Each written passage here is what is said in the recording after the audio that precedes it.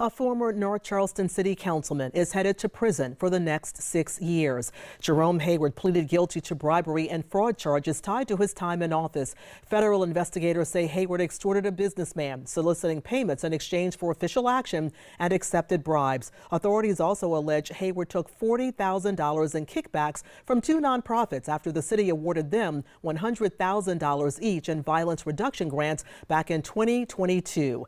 In all, federal officials say he pocketed $65,000 in 3 different corruption schemes. They called him the ringleader in all of them. Now, 2 other council members were also charged and have been sentenced in these cases. Mike Brown will serve 2 years in federal prison for accepting a bribe in exchange for his support of a rezoning application. And Sandino Moses was sentenced to 2 years probation after pleading guilty to 1 count of misprision of a felony. Investigators say he was aware of the bribery scheme but failed to report it.